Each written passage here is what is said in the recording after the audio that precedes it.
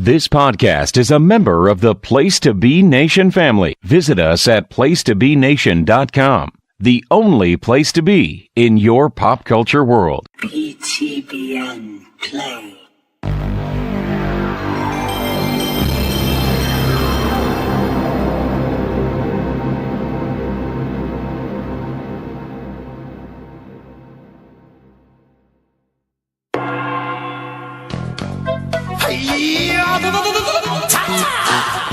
Kick, punch, it's all in the mind. If you wanna test me, I'm sure you'll find the things I'll teach ya. Be sure to beat ya. Nevertheless, you'll get a lesson from teacher. Now kick, Kick, punch, punch, jump, tap, block. block, Once more now, kick. kick. Hey everybody, welcome back to another episode of PTBN Plays. Jordan and I looking here at our top four games here, and today we are going to be talking about the Sony PlayStation. And again, this is on the PTBN pop feed, and we are working our way chronologically through the consoles that we have played in our earliest memories here, starting at the Atari 2600 all the way through to adulthood, because we are adults. And so, Jordan, how are you today, sir? Let me bring you in here. Well, to prove that I'm an adult, we are starting our recording a little late because I was at the chiropractor today. You might wonder, what did I do to cause such pain? I slept wrong on the couch, Brad. Okay. You And know, never that got there happens. to visit. That happens. Man, it's, yeah, that's...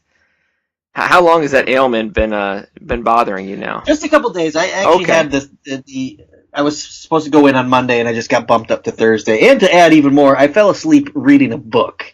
Okay. So, really proving my adulthood right Well, now. that happens. I mean, you know, they used to say that growing up is, oh, read a book before bed. And as an adult, if I try to do that, I fall asleep pretty quick. Usually I fall asleep on the couch with my laptop on my lap.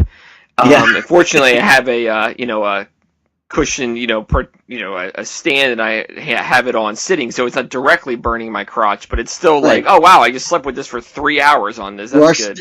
you are definitely putting at risk carrying on your family name. though. And I already have, so actually that's okay. It can do whatever it wants, we'll try to, no illnesses or anything like that to spawn out of the, and real quick again, too, so being 39, just like you, and with back injuries like that, once you get them once, it only takes that once. I remember, about 13 years ago, 12 years ago, playing wiffle ball on a hill. And drinking beers. It was like a work party, and you're at an angle. Like, we were playing on a hill. It was dumb, and I hurt my back so bad later on that night. Like, I had spasms, and then since then is like, you bend over and pull something up, and it comes right back. It only has to happen once, and then you're triggered forever. So. Is it sad that I also have a wiffle ball injury that lingers Oh. from time to time? I mean, no. This is. We did an event at our church once, and it was like with the teenagers, and we had this big wiffle ball tournament, and I was designated the pitcher, and so I pitched probably 40 innings of wiffle ball throughout a day, and I think I developed tendonitis from that specific day. To this day, I'll get I guess tennis elbow or whatever you call it. Here and there, it'll flare up, but that's where it first happened. So. Nothing cute, all these people complain about pitch counts nowadays. And I know, I there's an pitched Iron Man 40 out there. innings. Yeah. 40 innings of wiffle ball. That's why Verlander left Detroit. He heard about my tale, and he's like, well, I can't top that. I better go somewhere else. I mean, that's an incredible story. There's no cumulative damage. It was just one outing. I will say that most innings, we had a rule: if you batted through the lineup, the inning ended. There was very few innings where I got 3 outs. Right, sure. So sure. I pitched to a lot of batters that day. I remember it. I was in sandals. And again, so you've got this odd position, because I think I was pitching too. The proper footwear. Right, no sports. proper footwear. You're wrenching your back already to take these mighty swings because you're showing off to whoever. Yep. And that's how it happens, man. I don't think I've ever been in as much pain as that. I remember laying on my floor, just pulling my knees up, and it was excruciating trying to stretch it out. It took quite a few times. I haven't had back spasms. When you see athletes that go out because of that, that is no joke. There are some joke injuries, but that one, spasms, is not. That's like being electric shocked, in your back randomly. It's awful. It is awful. And that was Old Man Chat, and we will see you next time on. No, we're going to go back today. We're going back to the late 90s. And Jordan, we have moved past 16-bit now. Yep. We are into the 32-bit / 64-bit era here. Never going to get better than this, right? Well, whew, we thought so at the time. So why don't we start out, and I will. I have a pretty big connection to this console, actually. So, Sure. On the Super Nintendo one, that was kind of yours, and I had the Genesis more so.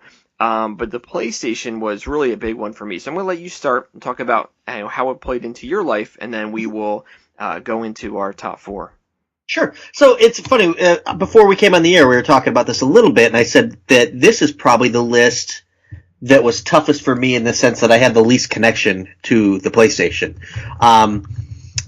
And it's not because I think it's a bad system or anything like that. And I was trying to think, like, why is this list so hard for me? And I kind of tried to put myself in the time frame. And it's simply just because I got it at the wrong time. I got a N64 before I got a PlayStation. Oh, wow. Okay. Yeah. And then I didn't have a PlayStation 1 for a real long time before I believe we got the Dreamcast or something else. I can't really exactly remember. But yeah, PlayStation came out in like 95. I didn't get it until I think 97, I want to say. Okay, yeah. Senior year of high school. So I had the N64 for almost a full year before that. And so that's maybe where my affinity lies when we're talking about this generation when we get to our N64 episode. Sure. And it's not that I think the PlayStation 1's bad or anything. You just don't. We're talking about defining games. Right. And there's not a lot here for me. There's one. My number one is definitely a game that I will gush over. But I think it's a good system. What I love about PlayStation, and I'm a Sony guy, is I think with the 4 PlayStations, each one has been better than the next. Sure. I'm a huge fan, and not just in terms of specs, in terms of what they look like. I think actual gameplay. I really believe that the PlayStation 4 might be my favorite system of all time. And that might be recency bias because it's what I play right now, but at the same time, nostalgia bias bumps others up, and it's still, doesn't really compare to PS4. But we'll get to the PS4 down the road. Yes. It's interesting. It's as we talked before we got on the air, PS1 for me is maybe a blind spot, so to speak, whereas you said you hold it in very high regard. So let's hear your story. Yeah, so I had, so this was, I talked before on kind of always being years behind the trend. And so PlayStation was where I finally caught up, kind of. And we're going to talk a little bit of kind of the parallels to Sega with it because, so PlayStation came out in the fall of 1995. And again, so we're 15 years old at the time. No one was buying this overpriced console. I remember at a Super Bowl party in 1996, it was the Steelers-Cowboys, that my friend Steve had brought his PlayStation. So he had it, and he brought like NFL Game Day and NHL Face-Off. And we were like, whoa, this is really cool. But at the time, I was still playing Genesis. I was still playing Madden 96. Right. I was like playing PC and playing NBA games on DOS, so like that was, I wasn't ready quite for PlayStation. And then Nintendo 64 came out, like you said, and I remember playing that and my friends kind of like leaning towards like graduation in 97. So I did not have one of those yet either, but again, I played at different friends' houses. And then when I went to school in the summer, did a couple classes at Penn State in the summer, I remember bringing my Genesis with me. It was kind of like the last hurrah for it, really. Sure. And then in the fall, I was doing a lot of PC stuff still too. So it was kind of like the tail end of that for me. And then that Christmas in 97 is when I got a PlayStation. And so this was, so again, so it's like 2 years into the system. But really, when you think about like the great titles of the game, and there's something we're going to talk about that came ahead of time, but all the games on my list came out like starting in the fall of 97. And so, I had a friend, a close friend that had a PlayStation, so I was playing it too. But like some of the most defining games for the system overall, even in video games overall, came out during this time. So this was the tipping point. It was that fall of 97 when Sony really made that push into the North American market. You saw their advertisements everywhere. You saw commercials for a game that's on my list on Comedy Central, and like all these big, and you're like, wow, like this game looks amazing. I really feel like that this was, we saw marketing for Sonic, and we saw the Super Nintendo versus Genesis, but this was like individual games that were huge productions that you started to see. And those are on my list because they were defining for me. So I came in right as that was going on, and I kind of equated to also becoming a wrestling fan like in the Attitude Era. So there was wrestling before, but this is like coming into it at its peak popularity time. and I was kind of right in there for it. So Well, we came out of the bingo halls. So yes, yes. And so, and one of the things that this system appealed to me, or one of the connections I have to it is that I remember, so I did a lot of my playing of it in the spring of 1998, and in just those first couple months, I remember ordering a mod chip for it, right? So I remember sending a money order or a check, I think maybe it was a money order, in an envelope to Phoenix to get a $10 or $12 mod chip, which was then sent back to me in a normal business envelope, somehow not destroyed in the mail, right? Like weeks later, it's like you just sent it and you hoped it happened. And so it came back to me, and I remember my friend in my dorm room, we took the PlayStation apart, and he was like pretty handy, and he soldered it in, and it worked. And my buddy had a burner. Not everybody they were expensive back then. So it was fortunately I had a friend that had one, and he also had a mod chip. So, and this is kind of where I started to learn kind of a life thing, which it's not particularly good, which is kind of like being paralyzed by choice, right? So being in college and having an incredibly fast internet speed, those were in demand too. So like, I would share them with friends or acquaintances I had online, and that got me hooked up into pretty much like anything that came out I could download, and then my buddy would burn. I spent a lot of my spending money at like BJ's or Sam's Club. I can't remember which one it was, like to get like those spindles of verbatim CDRs. And we would just burn PlayStation games, and I had books of them. And I'll tell you what, I mean, there were a handful that I played, but my memories and the ones that I'm talking about here actually were ones that I borrowed from like roommates. One of them's not, or like neighbors down the hall. And so you had them, and it was kind of like almost like I didn't have anything before, so now I have all these games, but I really still stuck to like a core group of them. And so that was kind of my experience with it. So I had a ton of options to play, but there were some games in there, so that was my system. And then we concurrently had like a Nintendo 64 then at home and stuff, and we'll talk certainly about that. I certainly feel connected to that system too. But that being college in there and having that up there at school with me, and again, look, if you're going to pick a time period in your life where you have the most spare time to dive into like huge productions of games that will change your life and how you approach video games, this is exactly when you want to do it, when you're 19 years old, so. And you have no obligations. And you have no obligations except to maybe occasionally go to class, and that was optional, and I transferred anyway then. So it was, I just played a lot of PlayStation, guys. So anyway. It's funny, you mentioned a mod chip. We had a local store that was just the coolest thing in the world. I didn't have to mail away or anything. I had a guy who, he sold imports. He sold Japanese imports, and nice. He would put them in right there. It's called GameSpot. Oh, okay. Not to be confused. Sure. Right. Yeah. So I wish he was still around, but they went out of business a few years back. So, but yep. I got a few Japanese games. They won't make my list, but I had a couple All Japan wrestling games. Oh, nice. That he. I don't know even what he did, but he made them workable for me. So nice. I think we all have stories like that too. For those of us who've been gaming long enough to. That friend who knew how to get the games that you couldn't really get. Well, and they came out earlier in Japan, too. So I remember, we talked about it a little bit last time when we talked about the Saturn, but I remember playing like X-Men versus Street Fighter, but it was the Japanese version, and we played the hell out of it. So I never played the U.S. version because I had essentially like played it enough. Finished, yeah. and that was one that I did have a copy of, and I played the heck out of that game, and essentially finished right. And that came out, well, those, some of this stuff used to come out like 5 months earlier, in Japan. So, well, the system itself came out, I mean, not a full year, but almost, right? I mean, like late 94, whereas in North America we got it in 95, but it was almost the end of 95. Yeah. So, I mean, we're talking 7-8 months they had it out before. Well, they've been working on it for a while, or different permutations of it. And you can hear that story. It may even be in that Console Wars, kind of the famous Nintendo-Sony relationship, and then Nintendo not liking the deal because it was a pretty good deal for Sony. And they went with Philips, which is a terrible idea, and it actually really hurt Nintendo for a long time. And even still today is kind of like that. It's a good story to read about. You can find that online, and kind of the...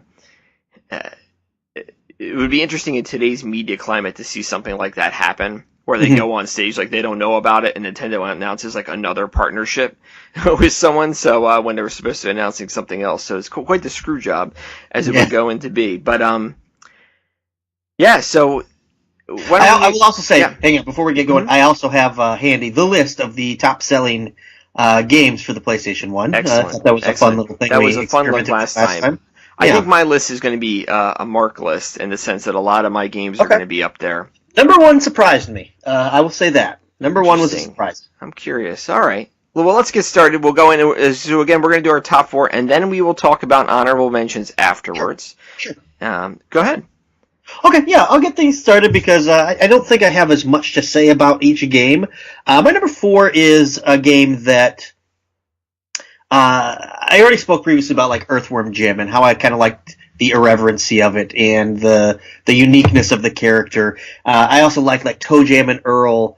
And so I went with a game called Oddworld, Abe's Odyssey. Are you familiar with this one? I am familiar with this one, yeah. Okay. I did play a little bit of the first one. Yeah, this is a game that I had that I really enjoyed. It was a puzzler, and I think I remember it mostly because of the character of Abe. And I almost feel like at the time, trying to remember back, with Sega you had Sonic, but there was that Toe Jam and Earl were kind of like the B team, And I think with PlayStation they tried with Crash Bandicoot to be their Sonic, and Abe was like their B team guy, Yeah. But Oddworld is a simple game. Abe is he's kind of like an alien type little goblin. I don't even know what he was, but he's basically a slave who is trying to get free, which is his odyssey. It's a puzzle. It's a puzzler game, kind of like a side-scrolling type. Figure out how to get through the area. Yeah, I would call it like a puzzle platformer.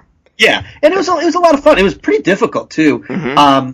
But this is one of the first games I thought of when I thought about PlayStation 1, which is interesting because I never completed it. I never played any of the sequels.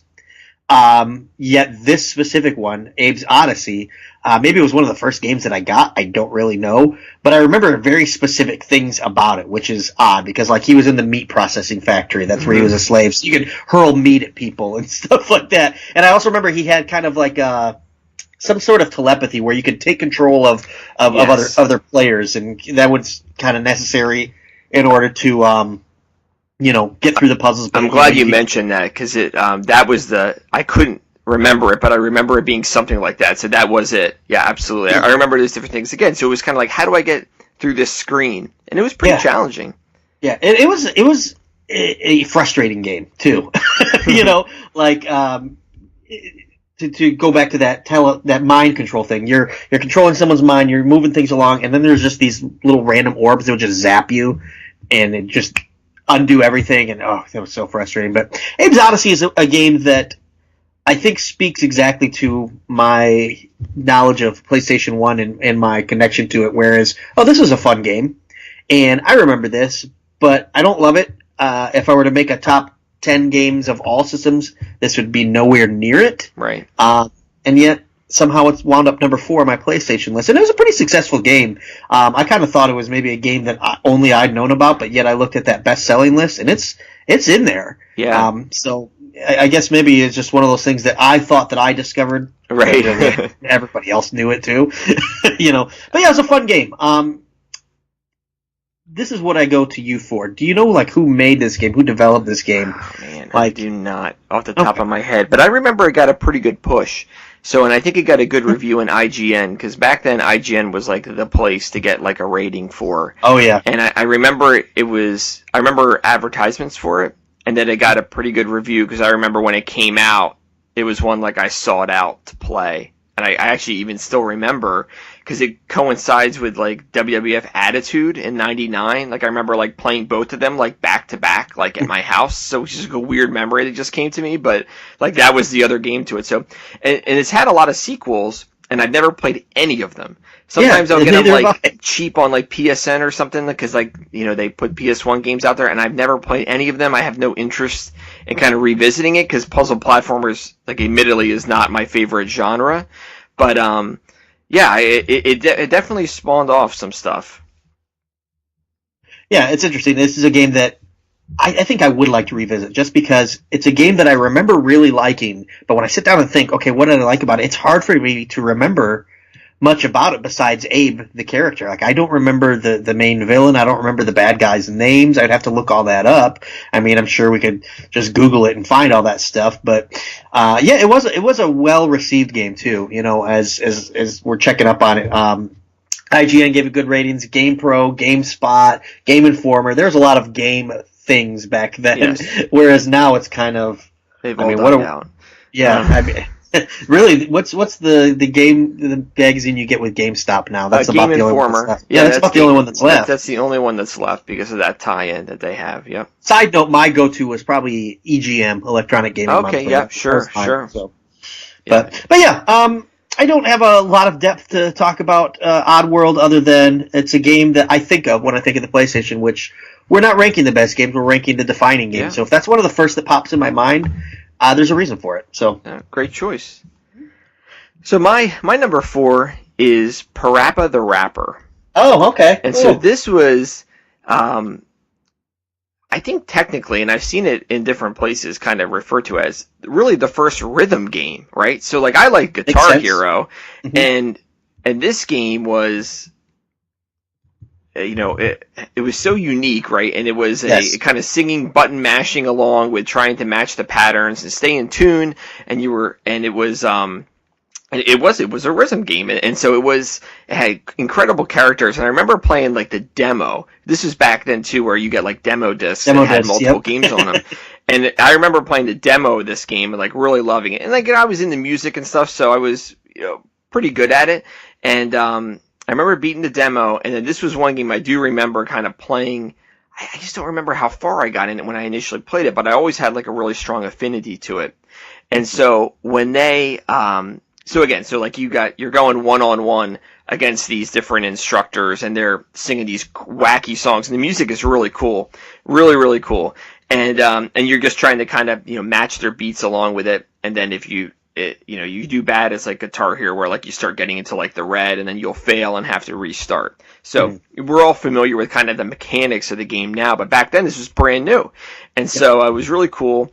And they, I played the 20th anniversary re-release came out last year, and I got it for PS4, and so it was an HD upgrade, but the cutscenes were still like the original, like compressed, like 480 PS1 one. So that was like, some people complained about that, or they thought there was lag or whatever. But I loved it, and I beat it. And there is a level in there, and people, if you're familiar with the game, they're going to nod along and say, so it's the Cluck Cluck Chicken level, where she comes out, and it probably took me 60 times to beat, like over multiple nights of trying and failing. And it is easily the hardest level in the game. You'll find like people to be like, they never got past it. Once I finally beat it, like the last 2 levels were cake, and I beat the game like in the same sitting, no problem. But this was like one of the hardest beats to follow along to, and it could have been some of the lag too. I don't know. I was pretty proud of myself for going back and actually beating the game. And then after I had done that, I actually on the PS3 they released those PS1 classics, and Jammer Lammy was made by the same people. It was like a spiritual successor. Parappa's in it, but it's the girl, and she's like the guitarist. So it's her story, and you follow along, and I beat that game I've never played that one. Okay. Yeah, Jammer Lammy. It is just as quirky and over the top as the first one. Actually, it's even worse. Some of the songs are so weird, and some of the guys you go against are so weird. But then that kind of segues into Parappa the Rapper 2, which was a PS2 game, and I didn't play that at the time, but that was definitely my number 4, one of the defining games for me. Did you ever play Parappa? I did. That was actually one of my honorable mentions, because I think this is another game that I think you think of with PlayStation 1 for sure. Just for the visuals alone. It was kind of like a Paper Mario type look. Yep, for sure. Or actually, I would think more like South Park almost. Like... Yep, 2D on top of like a 3D background. Yeah, like almost like construction paper design, But yeah, it's a fun game. I'm always a sucker for games that have some like fun to it, like comedy and things. I mean, that's what video games are supposed to be, is fun. There's actually a game I'll talk about a little later that I love, but the legacy of it is kind of turned me off, But I mean, video games are supposed to be fun. End of story, And I think sometimes people get so caught up in the look and the presentation, and they forget, is this game actually fun to play and fun to enjoy? Parappa the Rapper is one of the first games to that I think you wouldn't mind sitting and watching other people play. For sure. Or you can hand the controller back and forth. It didn't really, Yep. That's a great point. And Parappa's a guy, too, like I mentioned Abe, where it's almost like PlayStation was trying to find their character, like Nintendo had Mario and Sega had Sonic. I think Parappa they maybe tried a little bit with. Yeah, he got a good push. Yeah, he's in, they made a game a couple years ago. It was like PlayStation's version of Super Smash Brothers, the All-Star, and he's in that. Yep, he is. You can be Parappa there. So, and I think they did eventually find their character, which is not on PlayStation 1, but I think they found it in the guy from Little Big Planet. I think that's the Sony character to me. I don't even know what his name is, but so maybe they didn't find it. But you know what I'm talking about? Sackboy, that's his name. Sackboy, yeah. Yeah, so. Yeah, I think they had multiple ones, right? But that's a great point, because him as a character, it kind of... Look, they're building a brand. This is their first console release, right? They're coming into a market where Sega, who was floundering with the Saturn, and Nintendo, they came in and they were it was kind of like they were pushing multiple people at a time. And he was, and again, this is that fall '97 is when it came out. It was a really big booming period for them, and they were killing it sales wise. I'd be curious where this one ranked on your list for sales. Let's see if we can find Parappa the Rapper on there. This is number 59. Wow, not that big actually. They sold over 1 million copies, which I guess is nothing to sneeze at. But I would have guessed much higher. And I'll kind of conclude with, nowadays with how games are produced, and you're talking AAA titles that are hundreds of millions of dollars. This game would be like a $15 PSN release or a $20 PSN release, but back then it was pretty cheap to stamp a game on a CDR, right? Yeah. And so we were still in, and we're gonna have it for a couple more years, where you were still in the wow, this is really weird, but somebody wanted to publish it. And we benefited from it. I don't know if they made any money on it. I don't care. I'm not invested in a corporation and rooting for some big corporate conglomerate to make money. But but this was a Sony game though. This is their push. This is first party all the way. Oh yeah. So I would be interested in knowing what type of legacy this game had to game designers, because as you mentioned, it's a rhythm game, and Guitar Hero obviously was probably the most widely successful Rock Band and things like that, but this really was kind of like the launch run of games of that style. Yeah. Even to go to the arcade with Dance Dance Revolution and stuff like that. I just wonder if people who gravitate towards making games, if a game like this had more influence on them than it would have on us, just the regular playing audience. Sure. That'd be something interesting to look into, but that's not really what we're here to talk about, because we don't make video games, we just play them and criticize them and praise them. That's right. It's a lot easier to do that, isn't it? It is. That is. That's a good question. Like I said, people say that it's the first rhythm game. That's a big deal. And there's always going to be kind of. I would certainly think that it had a good importance with developers and whatnot. I would even say it's one of the most unique rhythm games too. It's the first, and it's pretty different from the rest. I mean, Guitar Hero spawned a lot of copies. Even Rock Band is not that different from Guitar Hero. There's some uniqueness to Parappa the Rapper that sets it apart from all the guitars and instruments and stuff like that. So sure. And of course, Nintendo has their uniqueness with Donkey Konga, which totally different conversation. But yes, one for another day. Donkey Konga. I'm actually looking at that right now. I have not played that one.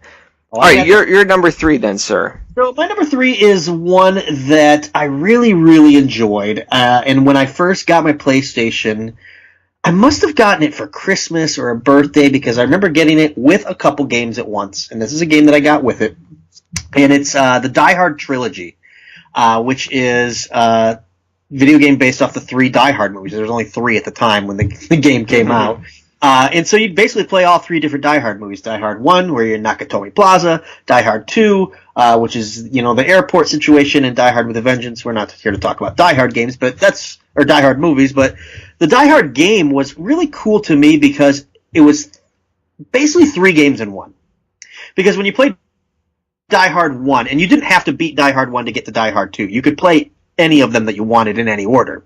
But there are 3 different games in the sense that this. Die Hard 1 was just your basic, not a first-person shooter, I guess a third-person shooter is what it would be called, where you're John McClane and you're running, you got to find bad guys and stuff like that. But then if you pick Die Hard 2, it was more like almost like a rails shooter, like where you use a light gun if you add it and things like that, and crosshairs. And then Die Hard 3 was a lot of driving. You're driving the taxi all over the place. You would drive dump trucks and sports cars all over the place to try and find the explosives. And they were true to the movies, and I think that's what lended me to liking the game right away, because I do love the 3 Die Hard movies. Right. But I thought it was really cool because it's just kind of an outside-the-box thing where it's one game, it's packaged as one game, but it's basically 3 games. Yeah, and it's a licensed game that actually was decent. So that's always exactly, kind of you don't pretty rare. expect that. Yeah, one of my honorable mentions is another licensed game that was very good. And you don't see that all that often, especially with movies. Right. Maybe a comic license where they have some liberty to kind of change things, but these games were true to the movie plots. That's an interesting choice. Yeah, it is a really good game. And I think if I were to pick, Die Hard 1 was the best of those 3.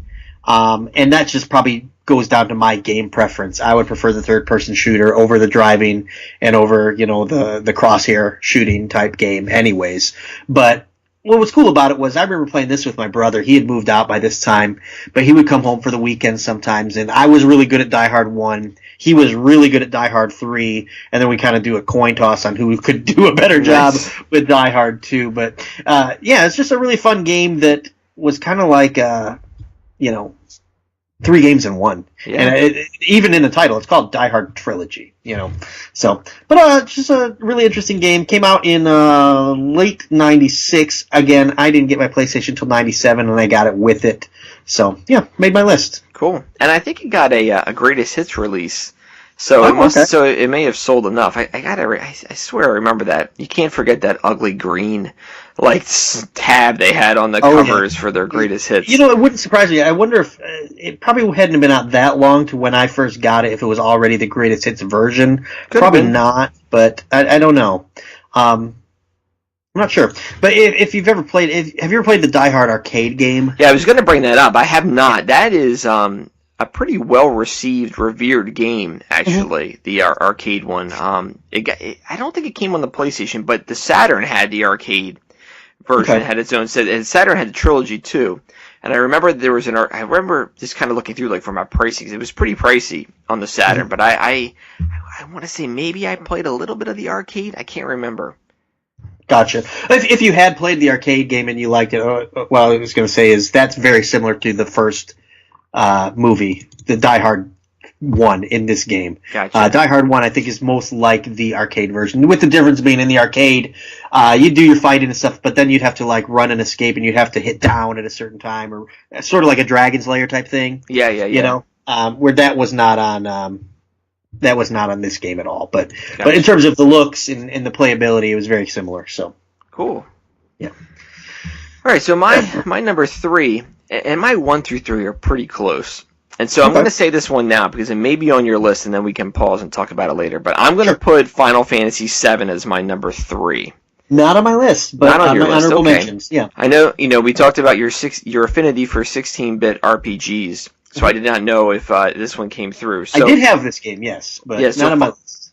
So Final Fantasy VII was, I did a lot of gold box Dungeons and Dragons, Apple II GS games, and Commodore 64, and we, in years before that had done Dungeons and Dragons. So I had a very good idea on what role playing games were, and then I had played Might and Magic on the computer and things like that. But this game. Was really my first foray into the Final Fantasy series in general. I talked about in the last show how I got Final Fantasy 3, but that was the summer after I had played it when I was at a Hollywood Video and I could get the 16-bit games discounted. So sure. Final Fantasy 7, what it was, I ended up borrowing the guy that was across the dorm hall from me, and again, 19 years old with a lot of time in, put this in. This is 3 discs. And I remember getting to the 3rd disc before the semester ended, so I had to give it back to him. And I remember in the summer buying the greatest hits version, which I still have. I actually got another copy of it too. Because back then, you're like, from a collector's standpoint, you may have thought, I don't want the greatest hits version, but they didn't do patches back then. So if they had to fix anything, and this is a big game, the greatest hits version is actually probably better if you wanted to play it today. It is for sure. And so I never picked it up again, But this is my first foray into kind of turn-based RPGs of this scope, where you're picking different spells and putting these combos and using your. It's kind of how I defined what I thought a console RPG could be, and I would play some later on, but I always kind of come back to this one of just kind of blowing me away. And this was the game I was alluding to earlier that got this huge push in like September '97, where the commercials were everywhere, and it just looked so cool. It was such a big deal, and it was a PlayStation exclusive. So Square, who we talked about on the Super Nintendo before, they weren't really big with Nintendo at this time, and they went exclusive with Sony, and that was a big reason why Sony really pushed ahead here, and kind of the Nintendo 64 didn't have. They didn't have those RPGs anymore. They were all on Sony, and that was a system seller too. So again, we're back in that fall of '97 where this came out. It was a huge deal, and so it was just, I remember a lot of the characters and the story, and again, like this is probably the game at the time, the RPG I'd put the most hours into, and it kind of defined. You could put a lot of hours into this one. Oh yeah, for sure. And I know that I never beat it. And I know that it's like, surely I have a memory card here somewhere that has this save on it too. I'm confident that that's the case. So that was my number 3. Yeah, it probably would be my number 5. And the only reason I threw Abe's on there, Oddworld, is because, like you said, I don't think I ever beat Final Fantasy VII, and I didn't think of it right away. And for me, kind of, if I thought of Oddworld right away, that says something to my memory and my playing with it. So, but gosh, some of the things you mentioned just really bring up what PlayStation really was all about. Multiple disc games, which was kind of a sense of accomplishment and frustration. Like, I hated having to switch to discs, but it's kind of like, cool, I'm 1 down, 2 to go, So you knew you were making some progress on the game. But I think this Final Fantasy game, in a way, they're still making Final Fantasy games, and I feel like they all still feel like this style and this look in a way. Yeah, it definitely, they're remaking 7. I think it's supposed to come out this year. I mean, they announced it 2 years ago. Like a full remake, like PS4 level graphics. You'll probably see it at E3 coming up again. They announced it a couple years ago. I think it's going to be on the docket. I mean, I think this is so iconic. Like, even the gigantic sword. Oh yeah, it's still to this day. Yeah, Cloud Sword is something that people still. I'm sure Xavier Woods. I'm sure he's a regular listener to this show. Yes, he is listening right now. Actually, that is correct. But yeah, Cloud and Sephiroth was in this one, and I actually have a friend who named his daughter after Aerith from this game. Okay. So I think this is even though I think Final Fantasy 3 is a better game. I think this is the one that maybe is more iconic. Yeah. Oh, yeah. I think that's the right word to put for it too. And with being iconic, you will get that contrarian opinion out there too. Sure. Well, 9 is more the traditional Final Fantasy. Sure. And people may look back and say 7's kind of overrated, but I'll tell you what, its main lasting appeal to me is when I wanted to get into other Final Fantasy games, I would be like, are those characters in it? Oh, Cloud's in this fighting game, or like they made some kind of like sequels on the PSP that loosely tied into it. I never played them, but I have them because it's always good to waste money on stuff like that. And so like Cloud, I think, is in like Crisis Core or whatever, or they would make like spin-offs that maybe were non-traditional, but he would be in it. And he was a draw. He was the character you wanted to go back and play as with that sword, and it was I think, I haven't put a lot of time into 3, and we talked about it at length on our last show and how groundbreaking it was. And this is really like a 1-2 punch, because that was 6. So this was the sequel to that game, and it was so different. And I think also it was one of the first games in like the dystopian future where it's kind of like, this isn't medieval role-playing game. This is, we're going around a factory trying to rescue our friends. You know what I mean? And so and then exploring an open world that did feel more traditional. But that was something that impressed on me also.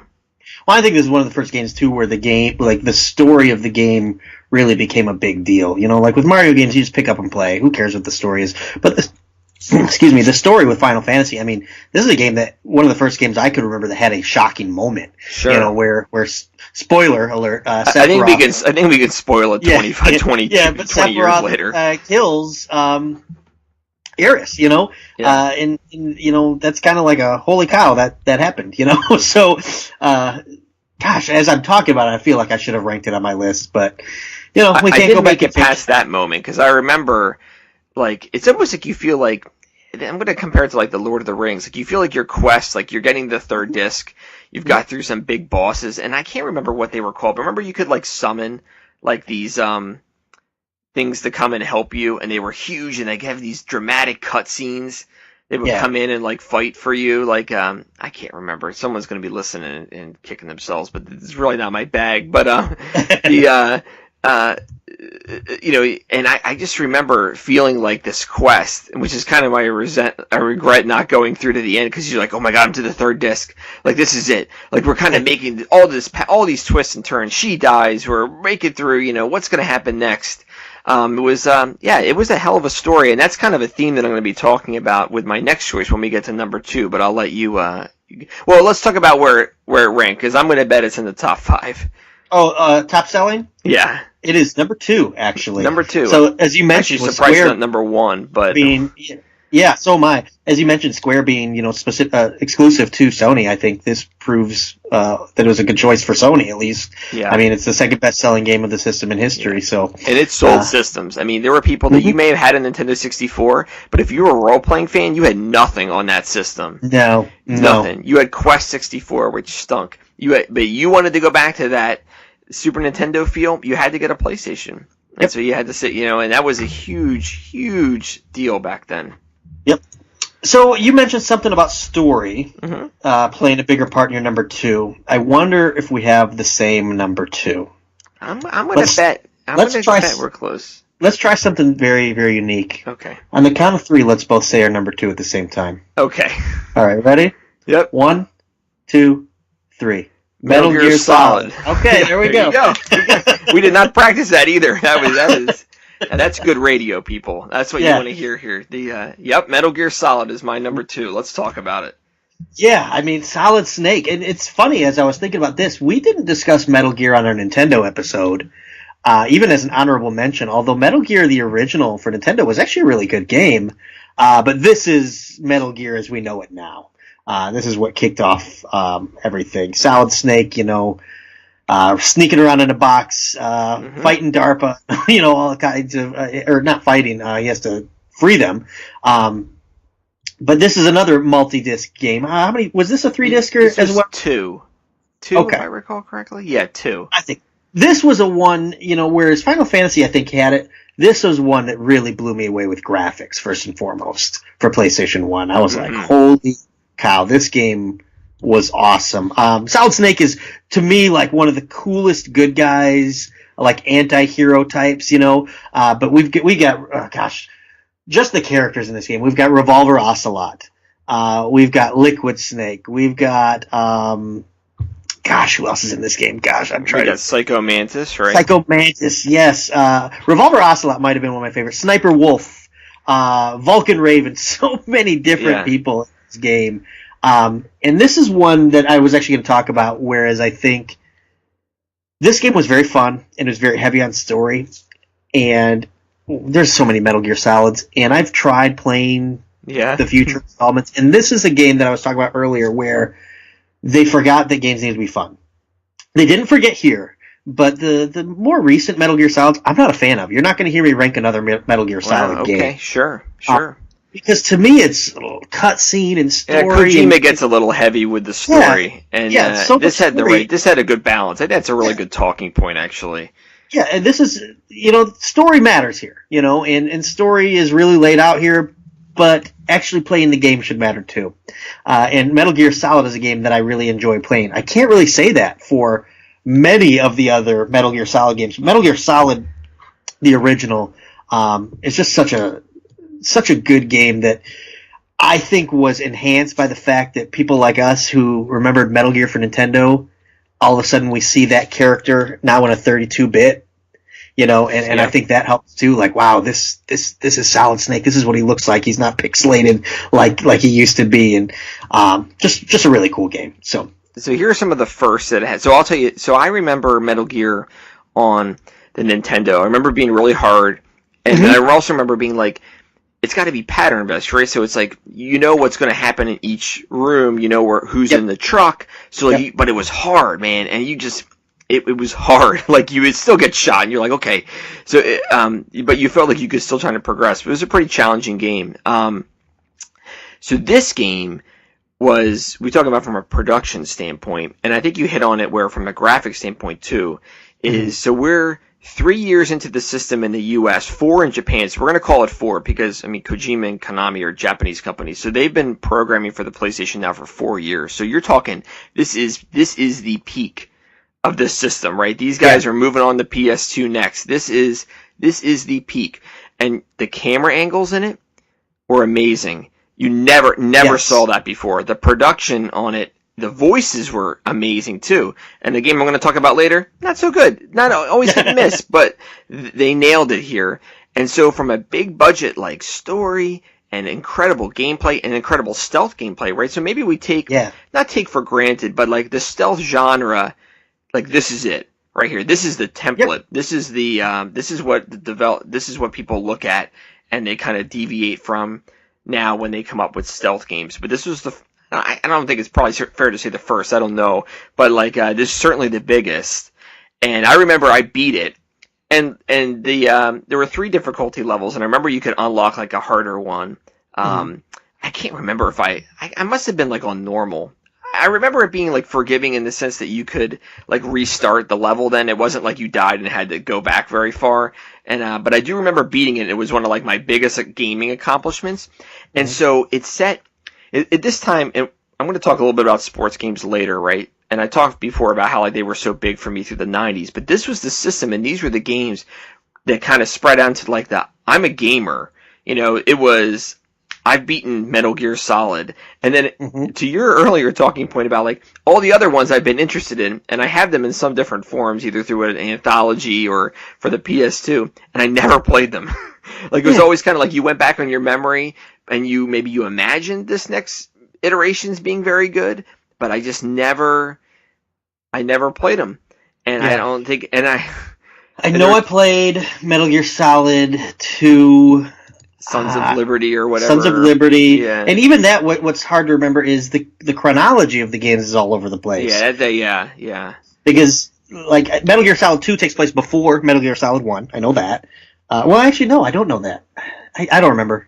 I think the offshoots were cool. Like, there was that not Survivor, that's the one that's out now. That there was like that one for the PSP that was like you're kind of like stranded on an island. It was more like jungle stealth survival. Yep. They've done cool things with it. And Kojima is an incredible developer, although it could be, like you said, with the story and stuff, can be pretty heavy-handed. Almost too much. And even that, like, with Metal Gear Solid, I felt like if you jumped in on the third game, you didn't know what was going on. Yeah. You know, so it's maybe almost like expects you to know. Intimidating to start. Yeah. Let me ask this, and I don't remember. We talked about Psycho Mantis, and I thought his battle was kind of fun. Yep. Was Metal Gear Solid the one where he would tell you what games you played on your memory card? Okay. Yep. It was the weirdest thing, man. They had a program where you're battling this guy, and he starts talking to you like he knows you, and you're like, "What the hell is going on here?" Very cool stuff. And it was a really cool trick where it would read the save games on your memory card, and if you had other Konami ones on there, you would mention that or call that out too, and you're like, "What's going on here?" And I think that similar to that X-Men trick we talked about before, didn't you have to unplug your controller or something like that to beat, or unplug your memory card? I think so. Some trick in there to eventually beat him, because he would just keep zapping you, and I remember this, and I'm like, how do you get past it? I think you had to like unplug your memory card, and then you could beat him, and then you put it back in or whatever, and then it's saved. That's probably completely wrong, but anyway, there was some type of trick in there, but I remember that too. And I also remember, being like getting through it and being like, wait, Metal Gear's the mech? Like, not a big like mech guy at all. So like, oh wait, it's about getting in these big machines to shoot each. Oh, okay. Because you just think of like Snake on the ground. Oh, it's the mech. And in a lot of ways, you think of like Solid Snake. He's Metal Gear. You know what I mean? Right. You think that's it, but no, Metal Gear is actually the robot mech thing. I remember fighting. I think it was Metal Gear Rex. It kind of reminded me of RoboCop and Ed 209. You know, because you get to Rex and it's that big giant. I remember that too. Structure. Yeah. So yeah. So and two is they had, remember the VR missions, the training things you could do? Yep. And then they actually spun a legit game off called Yes. Metal Gear Solid VR missions. Yep. It was 300 of these like tactical training puzzle. That was a puzzle platform. I mean, they were all puzzles to That get one through. I was fine with. I enjoyed that one. Yeah, I enjoyed it too. I did play a little bit of it. Yeah, and if you get the Metal Gear Solid collection, it came out last generation on PS3. You get there were codes in there for the PlayStation games to download to your system, or your Vita too. I think that would work on, and so you could revisit those places. Actually, that had the whole series that had Metal Gear 1 and 2 from the Nintendo on there. I actually had the MSX versions of it, which was a Japanese gaming computer that Konami developed for. I never had Metal Gear 2. I never played that one. Snake's Revenge. Yeah. I can't say I've played it either. It is on my shelf. But again, it's because I enjoyed Metal Gear Solid so much, I all of a sudden had this affinity for the series, even though I really didn't have any other connection to it. Sure. Just an amazing game. I mean, it holds up today, and when you talk about defining, it could very well be number one. I'm really curious what your number one is now. I would assume some of our listeners would think this would be our number one going into the episode, and sure, or Final Fantasy VII, to be honest. Yeah, like I said, my 3 through 1 are very, very close. And actually, Metal Gear and Final Fantasy, as I was kind of finishing up my thoughts, I kind of I shuffled them. And originally had Final Fantasy VII number 2, but I was like, yeah, but like I didn't beat that game. Like Metal Gear Solid was like this is one of my greatest gaming accomplishments ever. Yeah, I think with both of them, depending on which one you were more into, the term "blown away" I think is accurate for both of them. And Metal Gear Solid blew me away. I could see how Final Fantasy VII would do the same thing if you were heavy into RPGs in that style. But both of them have survived, the test of time in the sense that they're still relevant series, still relevant characters. So yeah, I don't think we're wrong in picking these games. Right. They're no Oddworld, but Well, so what's your number? I kind of like though, real quick. Your Oddworld is kind of it's nice synergy with my Parappa though. Yeah, we're hitting. Just we're not like the prepping goofballs for this, but we're hitting on these points that I want to talk about anyway in conjunction with each other. So now your number one. I am very interested to hear what this is. So my number one is also the first game in a line of games. And this was a game that I fell in love with. I got kind of at I'm trying to remember where I bought this at, but it was kind of a situation where I didn't go in intending to buy this, but I ended up getting it. It's actually available on a couple systems. But my number one is Tony Hawk's Pro Skater. Number one. Interesting. I loved Tony Hawk's Pro Skater 1. Tony Hawk Pro Skater 2 also available on PlayStation 1, I believe, but I will actually talk about that on a different system. So I will also. And now I'm trying to think on where did I think most of my, because it's going to ring, I'm going to talk about that game. But I think both of mine were the Dreamcast, which is why, spoilers if you didn't think that's where we were foreshadowing to. It wasn't on Nintendo. Well, I guess it was on Nintendo 64, but I think I remember playing it on the PlayStation. No, I got definitely Tony Hawk 1 on Dreamcast PlayStation, for me. and I got Tony Hawk 2 on Dreamcast. Yeah. Yeah, I think they were both on Dreamcast. Oh, I have them both here for Dreamcast. Yeah, they were Dreamcast ones for me. But Tony Hawk 2 was good. We're going to talk about that a lot when we get to Dreamcast. Yeah. But Tony Hawk's Pro Skater was just an incredible game. It basically made skateboarding games a thing. Well, I guess it didn't. Skate or Die for Nintendo. No, it made it a thing. Skate or Die. But gosh, this was such a fun game. I've mentioned the word fun multiple times today, and maybe we should say that every time we're talking about games, but this game was something that I did not expect to be hooked on. It's a game, you've got Metal Gear Solid sitting there multiple discs, Final Fantasy sitting there multiple discs, and then you got a game where you just hit half pipes and hit button combos, and I would play this over those games every single time. I loved it. And it's a shame that we're probably never going to see it re-released because of, I would guess, music licenses, because, the soundtrack was part of the appeal. I still will occasionally check the PlayStation Store in hopes that, there was up. So there it did show up before, but it hasn't been back in a long time. So it came out on the 360 and the PS3, I want to say too. I know I have it for the 360, which was the original game like remastered, but I don't think the music was all the same, but it definitely was the first game because it's called like Tony Hawk HD or something like that. I have it for the 360. Something like that. Yeah. Yeah. And there's quite a few. I mean, they have Tony Hawk. I think it's 5 for PlayStation 4, which I haven't played.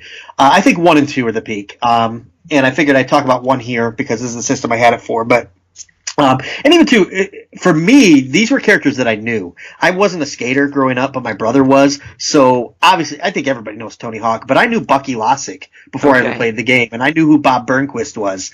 I didn't know all of them, but basically, you can pick these different skaters, go to these different parks, and just do tricks. There wasn't a lot to it other than just a ton of fun stuff. I don't really know what to say to sell this game to somebody. Well, I think it's tricks. I think you can, because if you're not into skateboarding, this game is still amazing. Like, I didn't skateboard or even know. I mean, obviously you know Tony Hawk, but like I didn't know anybody else. But this game is one of those ones where it's like you find that arcade sports game that appeals to multiple people and it's like real surprising. Well, that was Tony Hawk, because you got in there, you did tricks. Nowadays we see all these incremental rewards and stuff like that to open up things. Well, this game nailed it out of the gate with how that worked. You had to collect like certain number of things in each world, so you would try to do that on this run. And then the different parks, and there was a ton to do in each one. Yeah, or you go back and try to get all the tapes. And in this certain time period that you had to skate. And they just they designed it so well to hook you to keep playing. I'm just going to do one more run. This time I'm going to do this. So I got to try to find that 10th tape. And even if you didn't like skateboarding, I love this game. I mean, I'm going to talk about it later because it's going to rank very high on my Dreamcast list. But I'll talk about it maybe more here and go a different direction. But it would be absolutely on like my all-time list of games that I spent a ton of time into that was completely unexpected. Again, I didn't go into it thinking like I want a skateboarding game. I went into it because it got really good reviews and like word of mouth was strong, and you played it and you're like, this is amazing. One of the best games of all time. It really is. And of course, when a game like that hits, you see copycats. There was other skating games, and they even had BMX games, which Dave Mirra had a pretty decent BMX game. That was made by the same people that made Tony Hawk. Yeah, so it was decent, but something about the Tony Hawk game was just, it was easier and harder at the same time, if that makes sense. It was easier to get the hang of, but it was harder to master. And that's what I love in a game that you can just pick up and figure out right away, but if you want to be real good at it, you have to play. And I didn't think it was too difficult, though, to get to that level here. No. Like, you could learn the tricks, and as being someone who likes game but isn't a particularly great player of games, I felt this game, which I also beat, was like, no, you can't. It had like the perfect like ramping difficulty where you learned it as it went along, and that was, I think, why it made it so memorable too. Yeah, and I think Tony Hawk 2 actually just improves on everything. I agree with that. I think I have to think about it. And then also there was, I think, really 3, which came out on the Xbox PS2, was like kind of like that was like the trilogy of and then it was really good. Like I remember hearing the best, like if you had to play it today, you would want to play the Xbox game because it had like everything they had built into it. But at the time, of course, you want a series to get better as it goes along. But the first was just unbelievable. Yeah, just different levels. You can even just do the original, like where you first started the game, just in that warehouse, just to practice, and you can have fun there. Just skating around in the warehouse. So that's about as far as I got on the HD remaster and playing it. But this is a game that's kind of a shame that they still try to make, and it's like it's almost like they never understood what made the game so special, and because the more recent stuff is just not there. Yeah, I mean, it comes into, and I'm sure there's different developers now too, right? Publisher, Acclaim's not around. Acclaim did this, right? They're not around anymore as the publisher. So, but you're right, it could be designed by somebody else and they just can't, or they're trying to build on it and offer. Activision. Oh yeah, well, they're still around. Yeah. So, and Neversoft Gaming. Yeah, okay. I don't know. So, I don't know who they are. What's funny is as I bring up the Wikipedia for it, just to see if there's anything I'm forgetting, who played this game on the Nintendo 64? Well, kids that only had a Nintendo 64, but it's interesting because it is really the only multi-plat game we're going to talk about today. Yep. Well, I may walk that back, but it was Dreamcast then too. What year did this come out? It was 99, right? Or was it 2000? It was 99. Yeah, but late 99. So it was, because Dreamcast was September 99.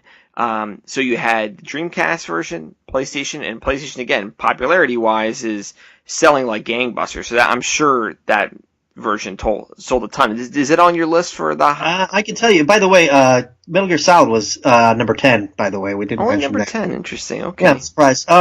Tony Hawk, Pro Skater, 22nd selling game in PlayStation 1, 3.5 million copies. Okay, that's just a lot of PlayStation. copies.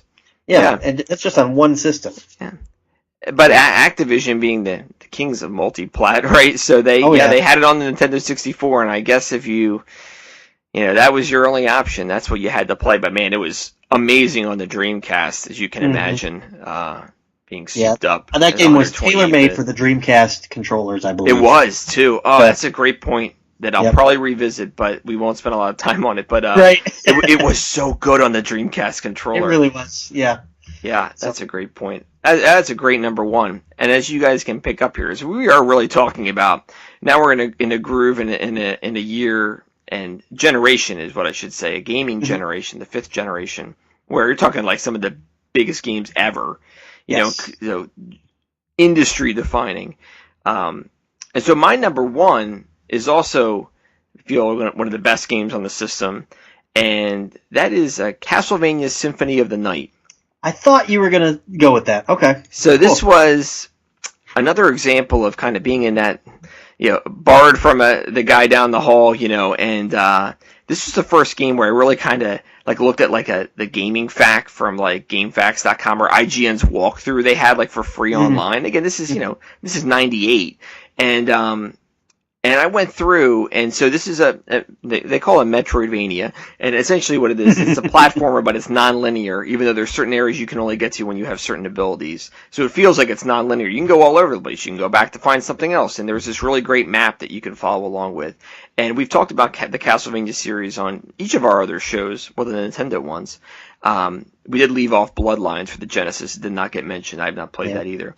I played it. It's not a bad game. I always thought that Castlevania was Nintendo exclusive, when I was younger. So I was always like, how did they get a game on the Genesis? Not thinking that Konami would want to make money and release different games to different systems. It's actually pretty tough, the Genesis game. Oh yeah, super hard from what I've heard. But Symphony of the Night is the crowning achievement in this series, and I think that we talked before about kind of everyone going back to Final Fantasy VII being what they think other games in the series should be. That's what Castlevania Symphony of the Night was, and they released a ton of different games on the Game Boy Advance, and where they would try to recreate this, because again, it's 2D, which is unique for the PlayStation at the time too. Everybody's doing 3D bubbles, and this is 2D, beautiful. And it just had, instead of the whip, you had all these different weapons, and an inventory, and you could turn into these different there was the bat, there was the wolf, and I remember it had a percentage counter too, so you could see your progress.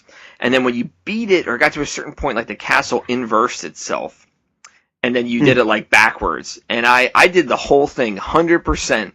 And I had never done that in a game before to get 100% of it. So that's probably why it sits high with me, as it should, right? It's a defining game for the system to do that. And it also had a great difficulty curve. As you ramped up and you leveled up, the enemies became easier, as games can be sometimes. So even at the end, it was I'm walking through these huge levels, but my guy is so powerful from all this grinding I did and going all around that I was just destroying these guys before I got to Dracula, and it was no problem at all. It was one of those ones where you level up before the fight and you're overpowered and with abilities. Right. And I was using a walkthrough too, so I made sure I found every secret in there, every little percentage point to get that 100% in that map.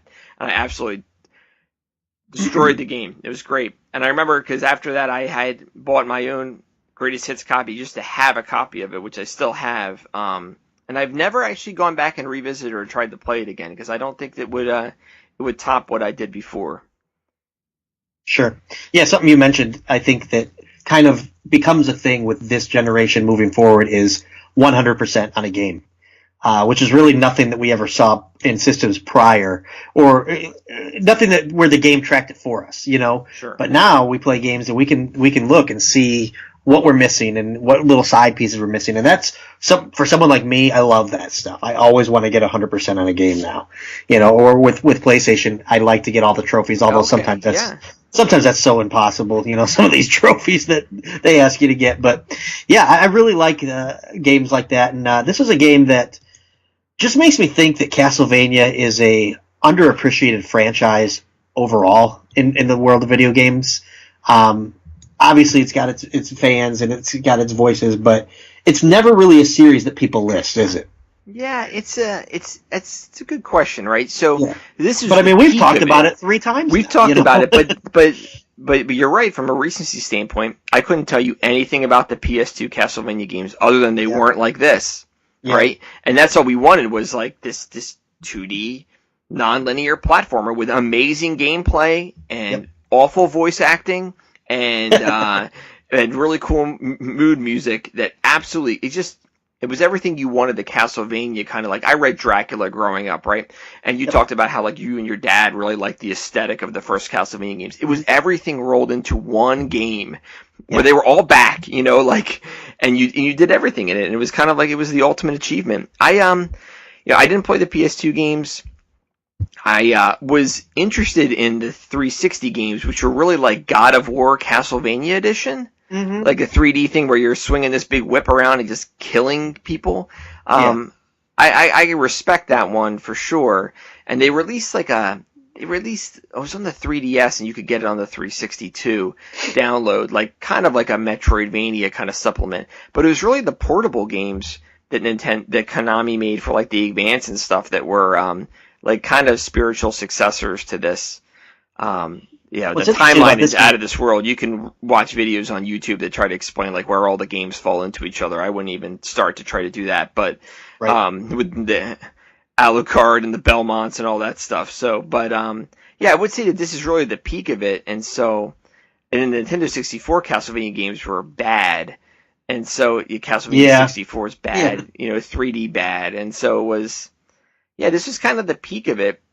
Which is a shame because this is a game that didn't really sell, but... Oh, it didn't? Where did it go on your list? I thought it did sell. I don't even see it on the list. I know it got a greatest hits release. And what's crazy about it, I mean, this game won Game of the Year awards and all kinds of stuff, and it's just... Maybe that's why the series isn't widely regarded, because the best outing of it is the one that nobody really played. I can't believe that's not on that. I can't believe that's not on that sales list in there. That's interesting. I mean, I'm scrolling through and I'm not seeing it. And granted, there's some really big games on here like Hot Shots Golf and Derby Stallion that did sell. What is Derby Stallion? And how did 2 million copies get sold of that? Probably in Japan. It's probably some weird horse racing games that they had over there. No offense if you're in Japan listening to this. I just know that's essentially is a top 100, not even top 100, it's any game that sold over 1 million copies. Did they put it in like as like SOTN, like abbreviated or anything like that? Maybe. I'm not sure. That's weird. That is really weird. Yeah. Maybe that's why it's not talked about anymore. This as a franchise. It certainly is revered though. This game will be widely revered as one of the best ever. I would Konami has done a nice job of making sure their back catalog is out there. I do not know if you can get this on PS4, but I know you can get it on the last generation's games as a download or a PS1 classic. Mm-hmm. There was another Castlevania game for the PlayStation. It was called oh god, I'm now gonna have to Google it on here too. I got that big setup. There was another one that was essentially a reimagining of Castlevania 1 in 32-bit. Castlevania Chronicles is what it was called. Can I remember, like on the PlayStation 2, also they had like they would release like these Final Fantasy Anthology, Final Fantasy Chronicles, and they would be like the older games kind of ported over to the PlayStation. Yeah, like souped up graphic wise and stuff almost. Yeah, and they're not particularly well received, but Castlevania Chronicles was an example of one, and it didn't sell anything in the US, but I have a download of it, which was Castlevania 1, but for PlayStation, and it was the same thing. I think you could save in it though and stuff, and so again, that was off the success of Symphony of the Night, for sure. That I remember they had put that out. Gotcha. Okay. Well, I do not see it on the best-selling games list. Do you have a guess as to what the best-selling game for the PlayStation 1 was? Let's see here. The listeners are thinking out loud here too. I would never have guessed this. I mean, I guess maybe I would have eventually, but it wouldn't be in my top 5 guesses. So I gotta think it's I mean, it's not one of the ones I would have guessed all the ones I mentioned so far. Right. I would have thought Final before Fantasy. it. That would have been my guess, probably. Yeah. I Which really is thought number it two. was. Yeah, that's true. And you may know this better than me. Maybe it got boosted a little bit like Mario games do. Maybe this was shipped with a console or something. But Gran Turismo. Oh, yeah, I can believe that. Yeah. Yeah. I'm sure it was packed in eventually, so they probably counted like consoles sales late in the life. Yeah, that's a good one to honorable mention about. Only, I played it a little bit. It was one of those ones where it's like, oh, it must be cool, but I like racing, but I like arcade racers, and Gran Turismo is the opposite. The first one is pretty good. I spent the most time on the first one, but every game after that, I've like instantly regretted, even if I paid like next to nothing for it. I'm like, I am never going to play this game. It is just hundreds of hours of like detailed car stuff that I could not be any less interested in. It's not a game for me at all. Simulation racing is not my thing. But I can believe that that's number one. That was a huge, defining, groundbreaking game on the PlayStation. Well, I mean, it spawned how many sequels? I mean, at least a handful. Sadly, they've dropped the ball of late, and when they finally released one for the PS4, I think it tanked, even with the updates they could put in. Developing games is hard nowadays with the expectations and all the money into it, and it is a challenge. Yeah. So what are some of the other, before we get to our honorable mentions, let's talk about some of the other big sellers, because I'm going to probably believe most of them are pretty defining. Sure. Well, what's funny is it's Gran Turismo's number 1, Final Fantasy VII, and then number 3, Gran Turismo 2. Yeah, I believe that. Yeah, because the first was so big. Yeah, that's interesting. And then also in the top 10, we got another Final Fantasy game, Metal Gear Solid's in there, and then 3 other games, which are definitely game series that are associated with PlayStation. Crash Bandicoot's in there, which we briefly mentioned. Yeah. I liked Crash. I didn't love it. I don't know what to think about Crash Bandicoot. He was, it was like the Donkey Kong country of PlayStation, where it was like, this platformer looks really cool, and it goes up and down. And I remember playing the heck out of the first 2. Mm-hmm. I remember that was one of the games I got with my console, was Crash Bandicoot. But again, it was like, oh, this looks great. Oh, the gameplay's a little clunky. It's hard. It actually is almost just like Donkey Kong Country. I'm describing exactly how I did that. Right, game. the up and down really made for like timing your jumps. Really it did. Tricky. You really had to do a lot of runs through, and he was the mascot. I'm glad you mentioned. Oh, he was. Like they had a racing game just like Mario Kart with Crash. That was not bad. Crash Team Racing. That was not a bad game. But that was he died off after. I don't remember any of his PS2 games. He was a PS1 guy. Crash. What's funny is they just re-released like a Crash, kind of like a legacy thing. Yep. Yeah. And if you ever play the Uncharted games, Uncharted 4, while you're sitting around the house, you can sit down and play the first level of Crash Bandicoot. That's like funny. The character in the game plays a video game, and the game you play is Crash Bandicoot.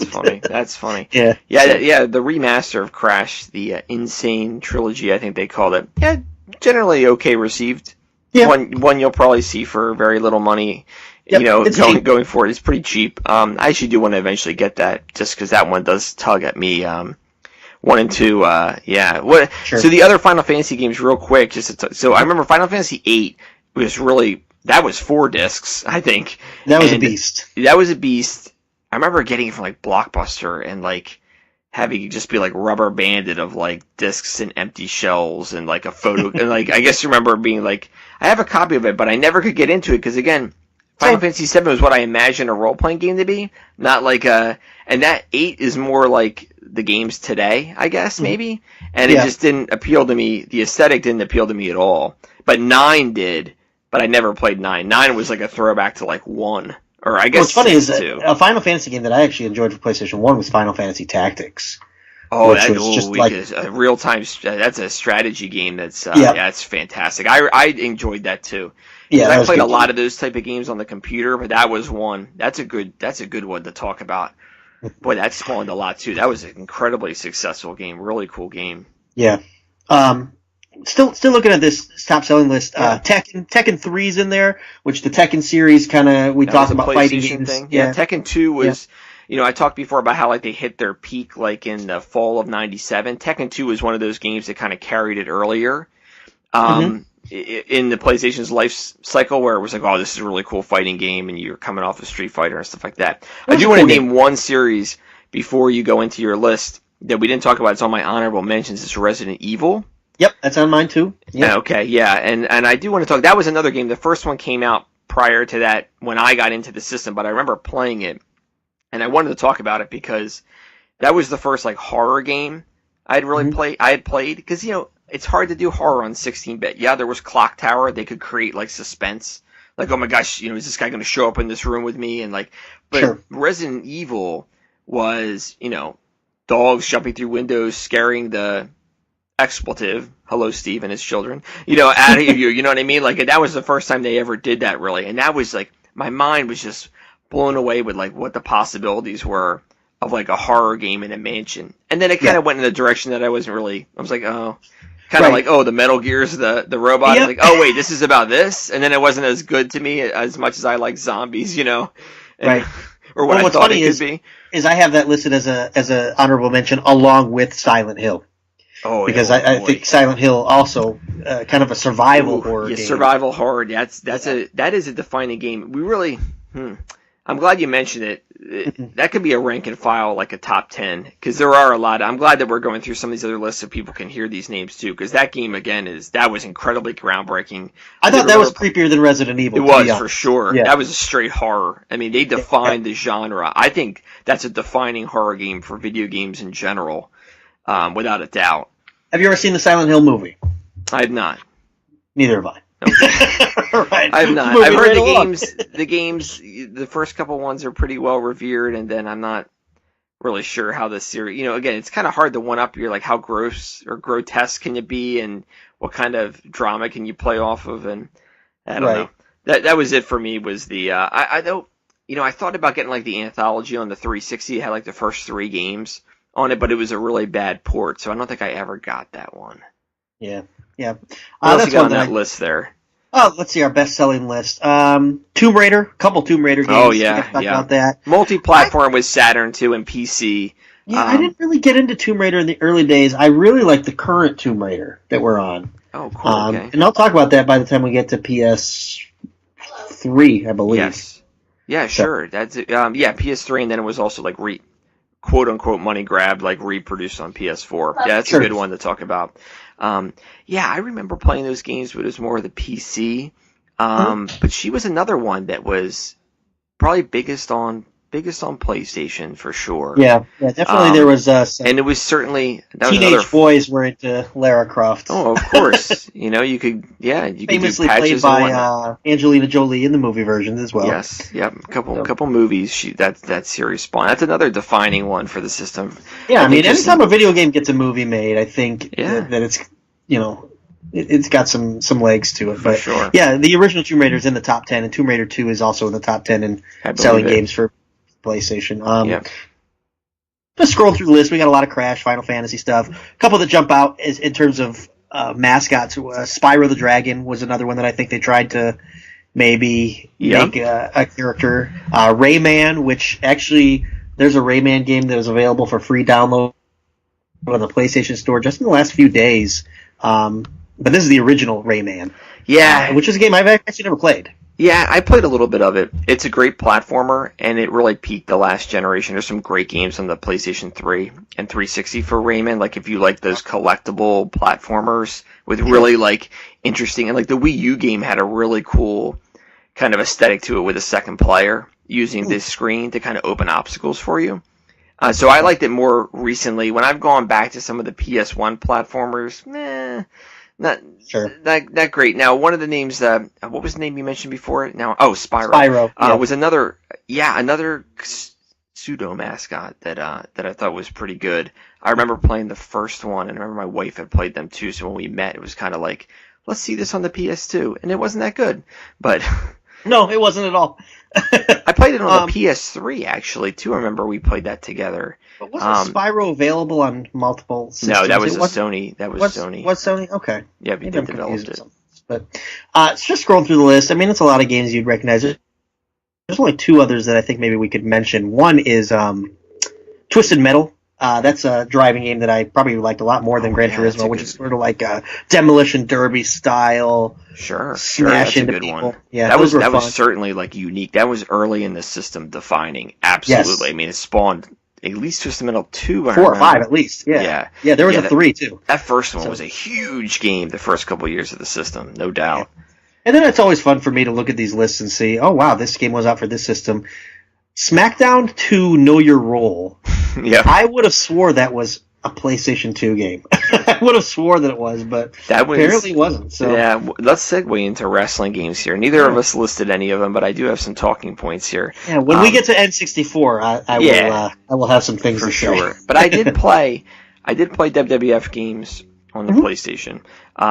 SmackDown 2, I was already in the next generation, or like you said, No Mercy and stuff. I didn't go back. I never liked the SmackDown games. I always wanted to try to like them even on PS2. Yeah, there's one real good one that everyone kind of points to, which is Here Comes the Pain. That was probably them at their best. But even that, I'd I agree think, with pales to the N64 engines that we'll talk about.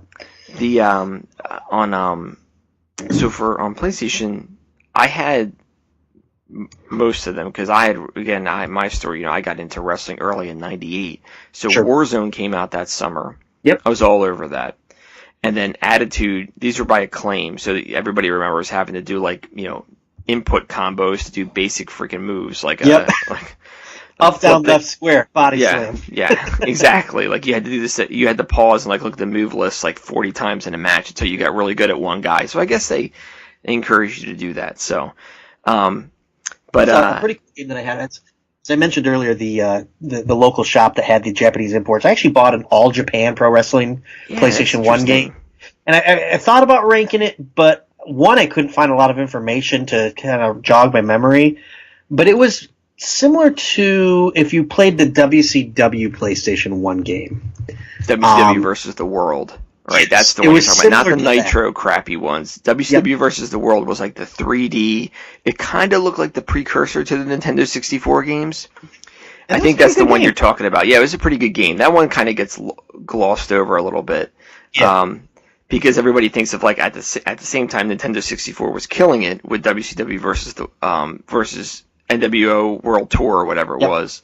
But WCW versus the World was a really good game for the PS1. Yeah, I think they skinned it with All Japan too. That's a good point. Yeah. Well, and you can find the WCW games for N64. They had those generic characters. Those were All Japan guys. Right. I think Aki Man was Mitsuharu Misawa, something like that. I'd have to look it up, and I'll do my research before we get there. But yeah, if you want to listen to us talk wrestling games, I encourage you to check out when we record our N64.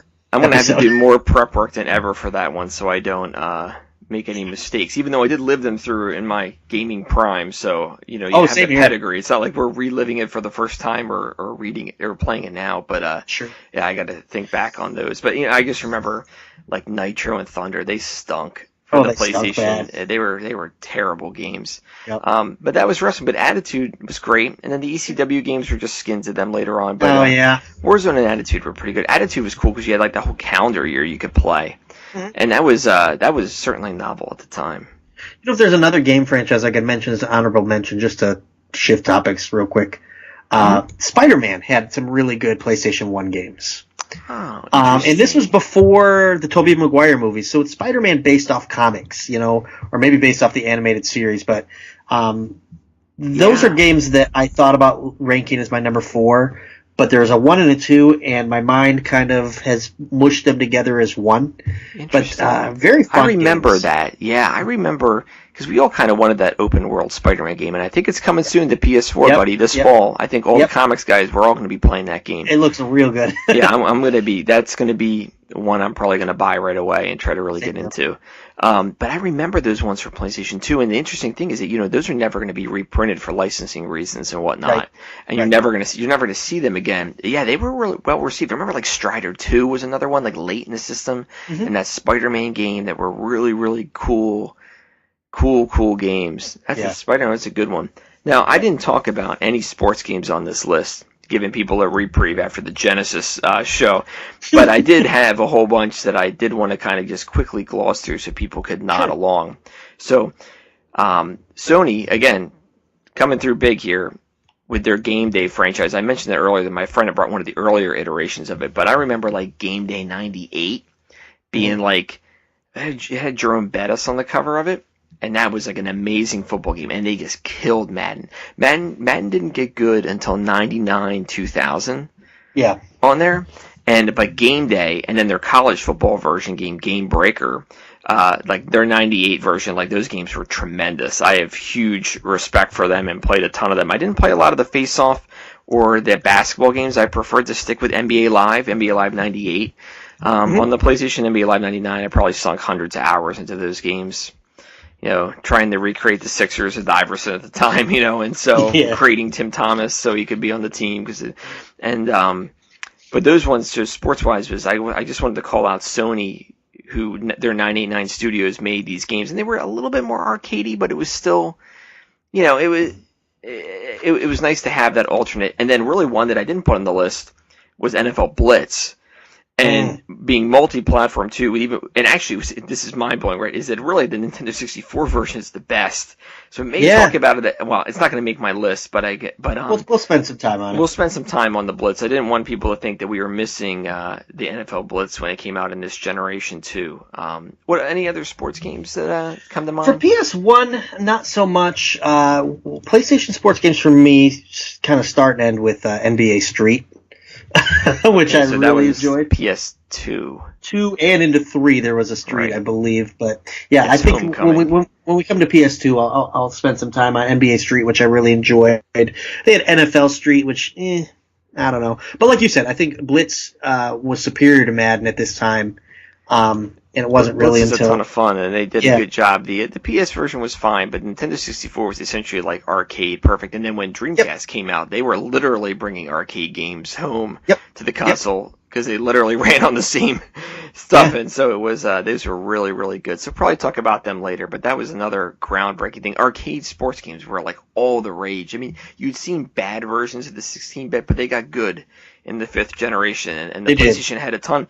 And my favorite PlayStation exclusive like skin of NFL Blitz was Kurt Warner's Arena Football League. You ever hear about that game? Yeah, it came out obviously later because Warner didn't make it till like 99. So you're talking like the system's been out for like 6 years at this point. But that came out like 2000, I want to say 2001, and it was Arena League. It was NFL Blitz kind of skinned as Arena League. I remember playing that one a little bit. So yeah, that kind of had like a 16-bit look to it to me, if I remember. Interesting. I don't remember that.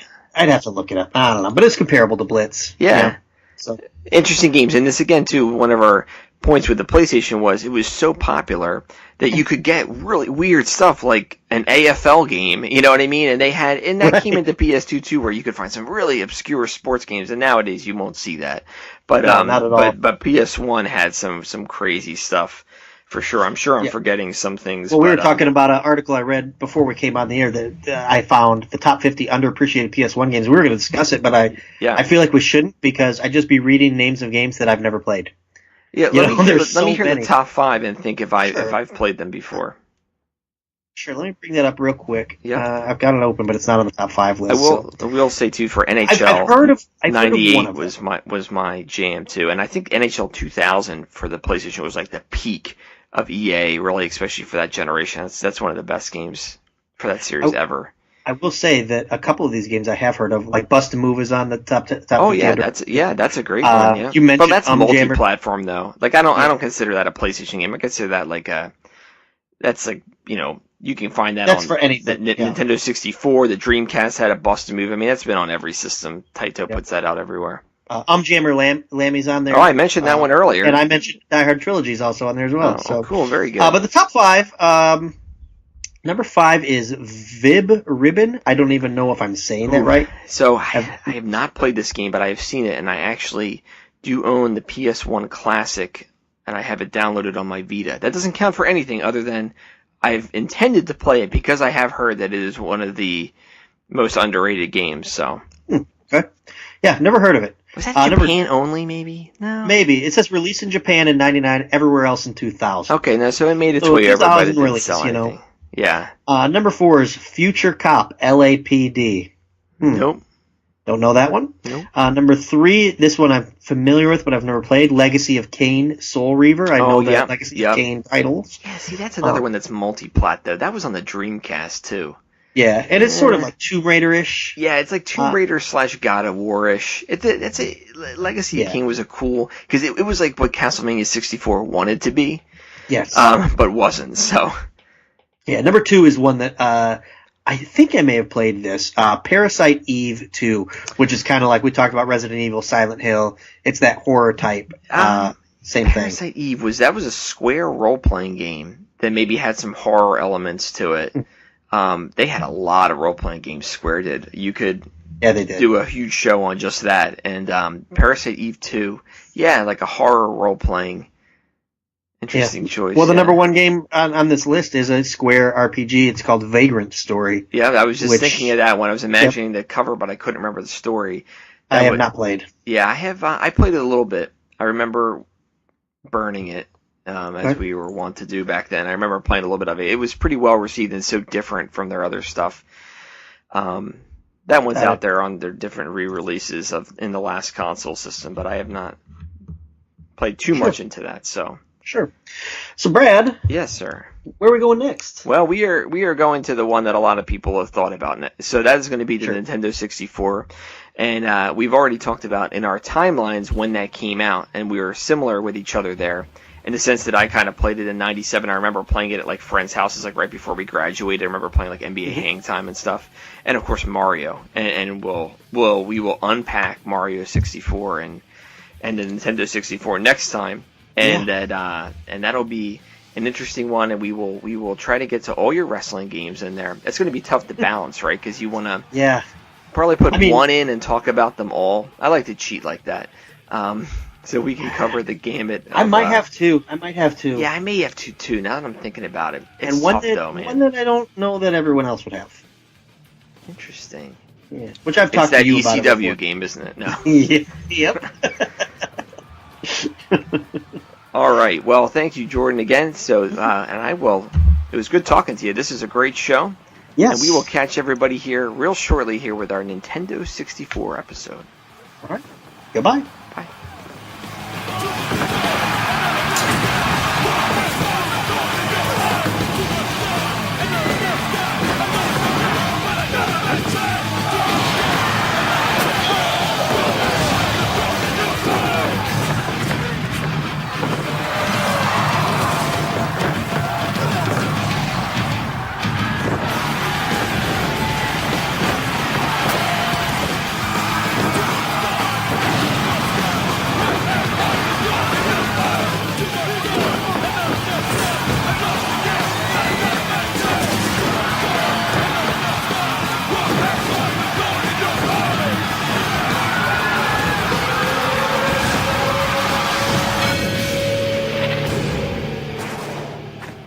Promotional consideration paid for by the following. Hey, pro wrestling announcer Kevin Kelly here. I want to make sure you are all subscribed to all the great feeds here at Place to Be Nation. It's really easy to do. Just head to iTunes or your preferred podcatcher app today and search and subscribe to the Place to Be Nation wrestling feed, which of course includes the full archives of the Kevin Kelly Show, the Place to Be Nation pod feed, and the Pro Wrestling Only feed. Subscribe, listen, and then rate us and leave feedback today. And be sure to give Justin your true thoughts. I mean, don't hold back. After all, he is kind of a jerk. Just listen to Scott.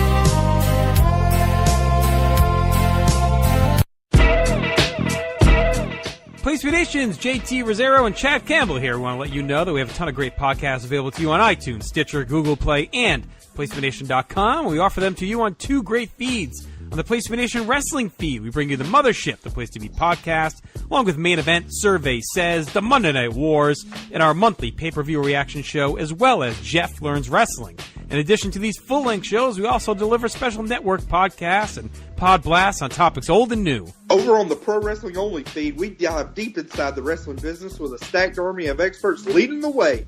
The feed features potpourri shows such as This Week in Wrestling, Greetings from Allentown, Match of the Week podcast, and the Military Industrial Suplex. We also have shows that focus intently on certain topics like Through the Years, Worldcast, Strong Style History, Strong Style Story, and Mount Olympus. Plus, the feed has the full archives of legendary shows like Titans of Wrestling, Where the Big Boys Play, Letters from Center Stage, and Letters from Kayfabe, plus much more. And on our very popular Place to Be Nation Pop podcast feed, we offer such great shows as Talkin' Pop, the Glenn Butler Podcast Hour Spectacular, NBA Team, PTBN Play, Sunday Groove, Breaking Balls, and Lucha Undead, as well as a veritable podcast heaven for comics fans with the hard-traveling fanboys, Sellers Points, Todd Weber's Conversations, Geek and Sassy, and Marvel Age Podcasts. You can find all of these current shows, plus archives of our past podcasts, including The Kevin Kelly Show, as well by subscribing to both feeds on iTunes. And while there, be sure to rate and leave feedback today. All these shows, plus others, available at PlayStation.com, where we cover pro wrestling, sports, movies, comics, plus in-depth stretch projects, and more. Be sure to support our site by using PlayStation.com/Amazon when doing your online shopping, and download our free PTB Vintage Vault Refresh ebooks via the links on our site. We also want to thank our friends at Boneheads Wing Bar in West Warwick, Rhode Island, and Fall River, Massachusetts, and thehistoryofwrestling.com. Be sure to follow us on Facebook, Twitter, Instagram, and Tumblr as well. PlayStation.com, the only place to be in your pop culture world.